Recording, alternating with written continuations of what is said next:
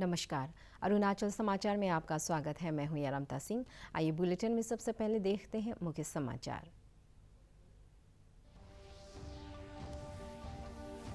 प्रधानमंत्री नरेंद्र मोदी ने video conference के जरिए गुजरात के हाजिरा में रो पैक्स टर्मिनल और गोगा तथा हजीरा के बीच रो पैक्स सेवा की शुरुआत। कहा, देश के आर्थिक विकास के लिए जलमार्गों को बढ़ावा देने की दिशा में महत्वपूर्ण कदम।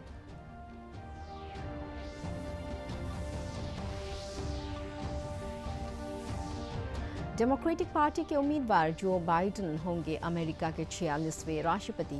कमला हैरिस चुनी गई पहली महिला उपराष्ट्रपति। श्री बाइडेन ने कहा, लोगों के विश्वास पर खरा उतरने का करेंगे प्रयास और प्रत्येक अमेरिकी नागरिक के प्रति रखेंगे समान दृष्टि।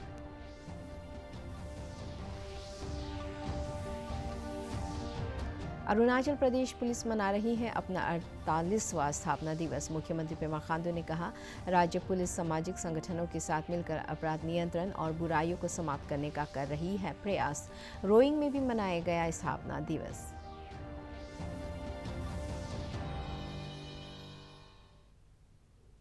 प्रधानमंत्री नरेंद्र मोदी ने आज वीडियो कॉन्फ्रेंस के जरिए गुजरात के हाजिरा में रो पैक्स टर्मिनल का उद्घाटन किया और घोगा तथा हजरा के बीच रो पैक्स सेवा की शुरुआत की।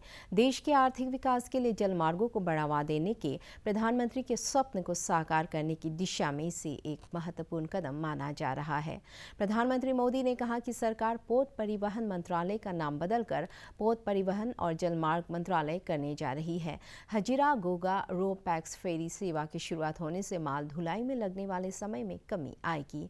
इससे सौराष्ट्र क्षेत्र में पर्यटन उद्योग को बढ़ावा मिलेगा और रोजगार के नए अवसर भी पैदा होंगे। फेरी सेवा शुरू होने से सौराष्ट्र और कच्छ में बंदरगाह क्षेत्र, फर्नीचर उद्योग और उर्वरक उद्योग को मजबूती मिलेगी। इस फेरी सेवा से संपर्क सुविधा बेहतर होगी और गिर के मशहूर एशियाई सिंह वन्य जीव अभयारण्य में पर्यटकों की संख्या भी बढ़ेगी। मजबूत करने के लिए समुद्र से जुड़े लॉजिस्टिक्स को मजबूत करना बहुत जरूरत है। ये इसलिए जरूरी है क्योंकि हमारी अर्थव्यवस्था पर लॉजिस्टिक्स पर होने वाले खर्च का प्रभाव ज्यादा है।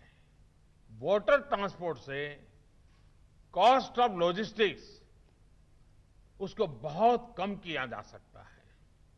इसलिए हमारा फोकस एक ऐसे इकोसिस्टम को बनाने का है जहां कार्गो की सीमलेस मूवमेंट सुनिश्चित हो सके। आज एक बेहतरीन इंफ्रास्ट्रक्चर के साथ साथ बेहतर मैरीटाइम लॉजिस्टिक्स के लिए सिंगल विंडो सिस्टम पर भी हम काम करने के लिए आगे बढ़ रहे हैं। उसकी तैयारियां चल रही हैं। कोशिश ये है कि रोड, रेल, एयर और शिपिंग जैसे इंफ्रास्ट्रक्चर की आपस में कनेक्टिविटी भी बेहतर हो और उसमें जो साइलोज आते हैं उनको भी दूर किया जा सके। देश में मल्टी मॉडल लॉजिस्टिक पार्क्स का निर्माण भी किया जा रहा है और देश के भीतर ही नहीं बल्कि अपनी पड़ोसी देशों के साथ भी मल्टी मॉडल कनेक्टिविटी के विकास के लिए मिलकर काम हो रहा है। डेमोक्रेटिक पार्टी के उम्मीदवार जो बाइडेन ने रिपब्लिकन पार्टी के डोनाल्ड ट्रंप को हराकर राष्ट्रपति पद का चुनाव जीत लिया है।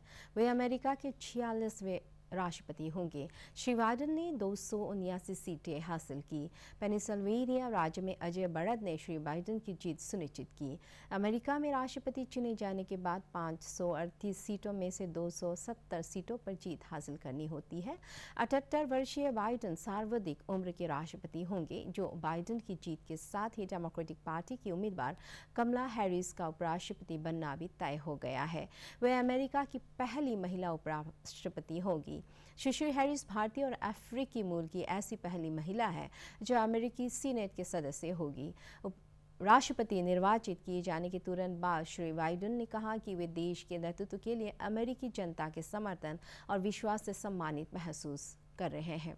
श्री बाइडेन ने आश्वस्त किया कि वे इस विश्वास पर खरा उतरने का प्रयास करेंगे और प्रत्येक अमेरिकी नागरिक के प्रति समान दृष्टि रखेंगे।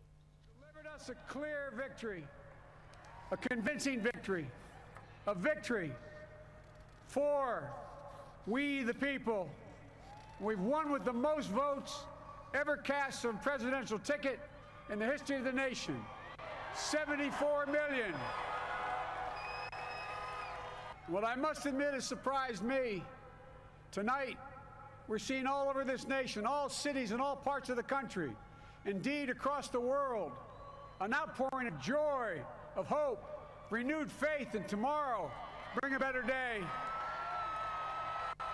When our very democracy was on the ballot in this election, with the very soul of America at stake, and the world watching, you ushered in a new day for America.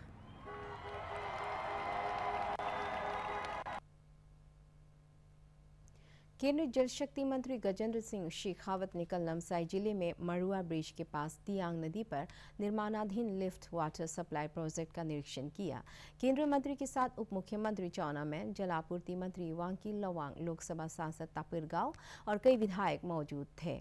इस परियोजना से नामसाई जिले के Chowkham block के करीब 1300 परिवारों को स्वच्छ पेयजल उपलब्ध कराने का लक्ष्य है। इस वाटर ट्रीटमेंट प्लांट के पास children park, cafeteria, open air amphitheatre, river view jetty, floral fountain, solar lighting सहित पर्यटन को बढ़ावा देने के लिए कई बुनियादी सुविधाओं का विकसित किया गया है। केंद्रीय मंत्री ने चौखाम जलापूर्ति परियोजना के निरीक्षण के दौरान इस गांव का भी जायजा लिया। उन्होंने उप मुख्यमंत्री चाउना मैन से प्रदेश में पर्यटन और कृषि बागवानी संभावनाओं पर चर्चा की। हमारे संवाददाता के साथ बातचीत में श्री शेखावत ने अरुणाचल प्रदेश में जल शक्ति मिशन के तहत लागू की जा रही परियोजनाओं और लक्ष्यों के बारे में जानकारी दी। आज तक पीने का पानी स्वच्छ और समुचित मात्रा में पहुँचे, इसका संकल्प किया है। पूरे देश भर में इस दिशा में 3,60,000 करोड़ रुपए से परियोजनाएं बना करके काम हो रहा है। अरुणाचल प्रदेश की सरकार ने भी बहुत तेज़ गति से काम करना प्रारंभ किया है। कुछ परियोजनाएं पूरी हुई है, कुछ पर काम चल रहा है, कुछ अभी DPR के स्टेज पर हैं। लेकिन जो लक्ष्य इस साल के लिए निर्धारित किया है लगभग 75,000 कनेक्शन का, मुझे विश्वास दिलाया गया है कि वो लक्ष्य पूरा होगा। और मैं आशा करता हूँ कि आने वाले 3 साल में, क्योंकि 2024 तक पूरे देश के लिए लक्ष्य निर्धारित किया है, लेकिन अरुणाचल प्रदेश के माननीय मुख्यमंत्री श्री पेमा खांडू जी ने अरुणाचल प्रदेश के लिए 2023 तक पूरा करने का संकल्प किया है।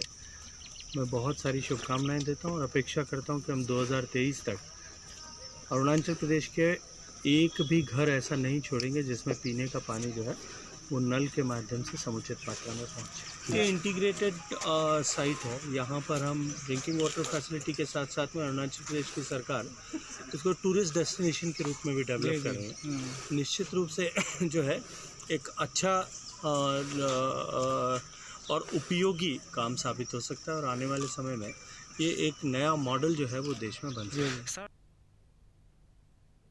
अरुणाचल प्रदेश पुलिस अपना 48वां स्थापना दिवस मना रही है। केंद्रीय खेल मंत्री किरण रिजिजू ने अपने ट्वीट संदेश में पुलिस कर्मियों और उनके परिजनों को स्थापना दिवस की शुभकामनाएं देते हुए राज्य में शांति और सौहार्द का वातावरण बनाए रखने के लिए उनके योगदान को याद किया है। पापुमपारे जिले के बंदरदेवा में स्थित पुलिस प्रशिक्षण केंद्र में आयोजित मुख्य समारोह में मुख्यमंत्री पेमा खांडू, राज्य के गृह मंत्री बामांग फेलिक्स, पुलिस महानिदेशक RP उपाध्याय और बड़ी संख्या में पुलिसकर्मी मौजूद थे। इस अवसर पर मुख्यमंत्री पेमा खांडू ने परेड का निरीक्षण किया और राज्य पुलिस को कानून व्यवस्था बनाए रखने में सहायता के लिए नए PCR वैन प्रदान किए। संवाददाताओं द्वारा पूछे गए एक सवाल के जवाब में श्री खांडू ने कहा कि करीब 1100 नए पुलिसकर्मियों का प्रशिक्षण चल रहा है और हमारा अरुणाचल अभियान के तहत पुलिस विभाग समाज के विभिन्न संगठनों के साथ मिलकर अपराध पर नियंत्रण करने के अलावा सामाजिक बुराइयों के खिलाफ अभियान चला रही है।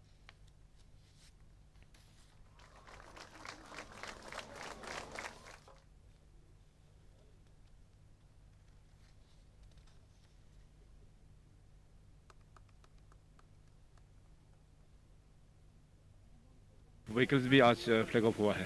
पुलिस रेजिंग डे है तो एनुअल इवेंट है, तो आज पासिंग आउट डे नहीं है। अभी जो ट्रेनिंग वगैरह है करीबन 1100 लोगों का अभी ऑनगोइंग ट्रेनिंग अभी चल रहा है। खास करके ईटानगर जो ट्विन कैपिटल है और जो हमारा अरुणाचल अभियान जो पिछले 2 साल से इसका आरंभ हुआ है, तो ये जो प्रोग्राम है बहुत अच्छा तरह से इसको इम्प्लीमेंट हो रहा है और हमारा होम मिनिस्टर फिलिक्स जी उसको टाइम टू टाइम उसको मॉनिटर करता है और मीटिंग भी उसको लेता है।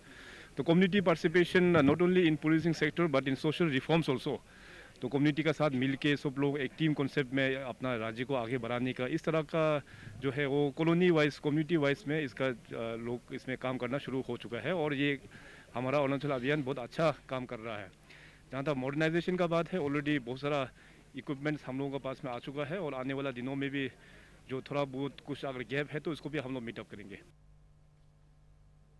लोअर दिबांग वैली जिला मुख्यालय रोइंग में आज राज्य पुलिस के जवानों ने स्थापना दिवस मनाया। इस अवसर पर पुलिस अधीक्षक जेम्स के लगो ने झंडारोहण किया और सभी कर्मियों को शुभकामनाएं दी। उन्होंने पुलिस कर्मियों से मादक पदार्थों की तस्करी के खिलाफ जीरो टॉलरेंस की नीति के तहत सख्त कार्रवाई करने को कहा। श्री लगो ने कहा कि यदि कोई भी पुलिसकर्मी मादक पदार्थों के व्यापार में शामिल पाया जाता है तो उसके खिलाफ कड़ी कार्रवाई की जाएगी। उन्होंने पुलिसकर्मियों से स्थानीय लोगों के साथ मैत्रीपूर्ण संबंध कायम रखने और कानून व्यवस्था बनाए रखने के लिए ईमानदारी से ड्यूटी करने का आह्वान किया। रेजिंग डे हम लोग का पुलिस लोग इवन ईटानगर में आज तो हो रहा है इन एवरी डिस्ट्रिक्ट कि हम लोग अपने आप को कुछ जो हम लोग का जो सर्विस में अपने आप को जैसे चेंजेस लाना है, कुछ चीज़ को मोरल बूस्टअप करना है, इसके बारे में हम लोग मेन बात आज का ये है।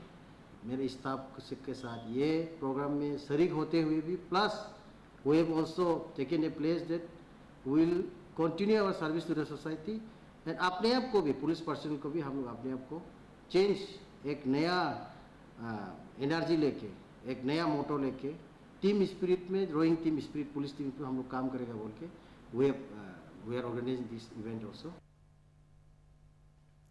राज्य में कोविड-19 से 2 और लोगों की मृत्यु के बाद मरने वालों की संख्या बढ़कर 45 हो गई है। राज्य में इस महीने एक सप्ताह में कोविड से 8 लोगों की मृत्यु हो चुकी है। राज्य स्वास्थ्य सेवा निदेशालय के अनुसार लोअर सुबनसिरी जिले के एक 58 वर्षीय व्यक्ति की और लोअर सियांग जिले के एक 55 वर्षीय व्यक्ति की शनिवार को मौत हो गई। हालांकि दोनों ही कोविड मरीज अन्य दूसरी बीमारियों से भी ग्रस्त थे। राज्य में कोविड-19 से सक्रिय मामलों की संख्या बढ़कर 1559 हो गई है, जबकि 13,785 मरीज की अब तक अस्पतालों से छुट्टी दी जा चुकी है। कोविड से स्वस्थ होने की दर भी 89.57% हो गई है। शनिवार को कोविड संक्रमण के आए 64 नए मामलों में से 12 मामले शी योमी जिले से, ईटानगर राजधानी क्षेत्र से 15, लोअर दिबांग वैली से 13, जबकि 8 मामले ईस्ट सियांग जिले से दर्ज किए गए। वहीं अपर सियांग से 4, तिराप, वेस्ट सियांग और लेपारादा जिले से कोविड संक्रमण के 2 नए मामले रिकॉर्ड किए गए हैं। राज्य में कोविड जांच के लिए अब तक 3,31,000 से ज़्यादा सैंपल लिए जा चुके हैं। राज्य स्वास्थ्य सेवा निदेशालय के अनुसार डेडिकेटेड कोविड सेंटर चिंपू और मिदपू में गंभीर मरीजों के इलाज के लिए 47 बेड अभी भी उपलब्ध है। देश में कोविड-19 से स्वस्थ होने की दर 92.49% हो गई है। पिछले 24 घंटों के दौरान 49,000 से अधिक कोविड मरीज ठीक हुए हैं।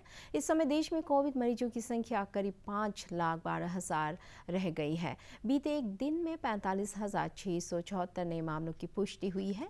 इसे मिलाकर देश में अब तक संक्रमित हुए लोगों की संख्या 85 लाख से अधिक हो गई है। पिछले 24 घंटों के दौरान 559 कोविड रोगियों की मृत्यु हुई है। इसे मिलाकर देश में कोरोना से अब तक 1,26,121 लोगों की मौत हो चुकी है। भारतीय चिकित्सा अनुसंधान परिषद के अनुसार बीते एक दिन के दौरान 11,94,000 से अधिक कोविड नमूनों की जांच की गई है। अखिल भारतीय सैनिक विद्यालय प्रवेश परीक्षा 2021 का आयोजन अगले वर्ष 10 जनवरी को किया जाएगा। यह परीक्षा 23 राज्यों और 1 केंद्र शासित प्रदेश में 33 सैनिक विद्यालयों में 6ठी और 9वीं कक्षा में प्रवेश के लिए आयोजित होगी।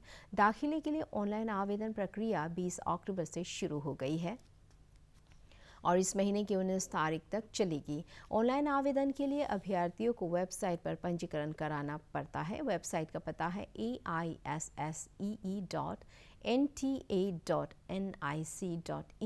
रक्षा मंत्रालय ने कहा है कि 2021-22 सत्र से क्रीमी लेयर से इतर अन्य पिछड़ा वर्ग श्रेणी के लिए भी दाखिला में आरक्षण शुरू किया जा रहा है। सभी सैनिक विद्यालयों में 6ठी कक्षा में दाखिले के लिए अब लड़कियां भी आवेदन कर सकेगी।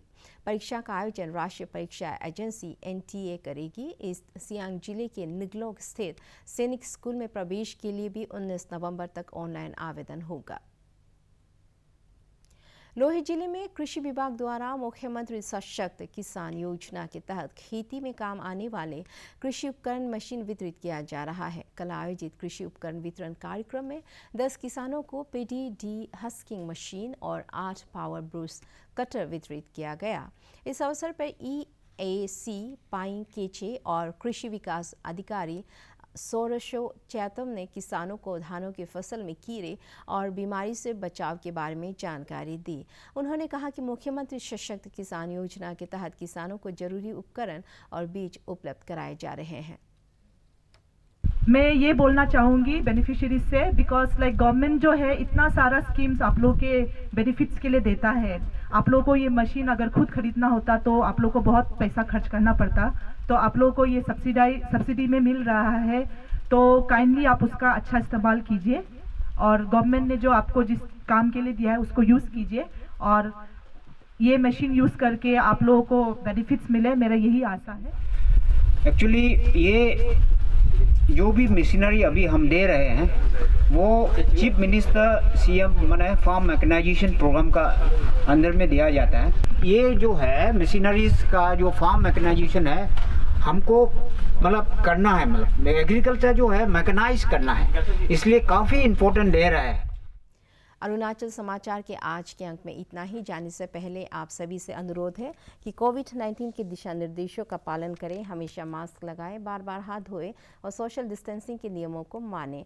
हम कल फिर हाजिर होंगे अरुणाचल और देश दुनिया की खबरों के साथ। आप देखते रहिए अरुण प्रभा। नमस्कार।